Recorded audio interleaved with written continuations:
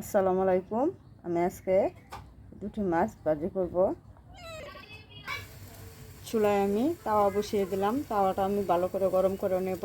এরপর দিয়ে দেবো এর মধ্যে তেল। কড়াইয়ে দিয়ে দিলাম তেলটা আমি ভালো করে গরম করে নেব। মাছের মধ্যে দিয়ে দিলাম লবণ, লাল মরিচের গুঁড়া, হলুদের গুঁড়া, ধনিয়া গুঁড়া, সামান্য জিরার গুঁড়া। এবার আমি সবগুলো হাতে সুন্দর করে মাখিয়ে নেব। মাখানো হয়ে গেছে আর এইদিকে তেলটাও গরম হয়ে গেছে। আমি আবার দিয়ে দেব মাছ।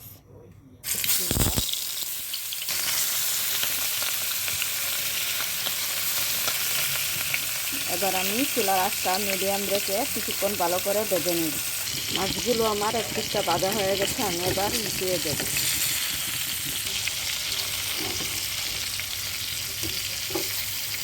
মাছগুলো আমি উল্টিয়ে দিলাম, আরও কিছুক্ষণ ভালো করে ভেজে নেব। মাছগুলোকে আমি আরও একবার ভালো করে উল্টিয়ে দিচ্ছি। আরও একবার উল্টিয়ে নিলাম, আরও কিছুক্ষণ ভালো করে ভেজে নেব। মাছগুলো আমার ভাজা হয়ে গেছে, এবার আমি নামিয়ে নেব।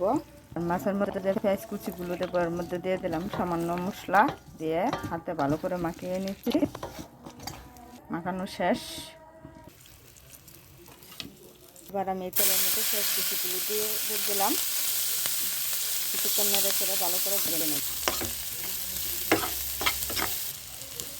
পেঁয়াজগুলো আমার ভাজা হয়ে গেছে, এবার আমি নামিয়ে নেব। গরম গরম ভাত আর গরম গরম মাছ ভাজা খেতে কার কার ভালো লাগে অবশ্যই কমেন্টে বলে যাবেন। এই হলো সাদা ভাত আর এই যে আমাদের গরম গরম মাছের ভাজি। আমরা এখন খাওয়া দাওয়া করব। আপনারা সবাই ভালো থাকেন। আল্লাহ হাফেজ।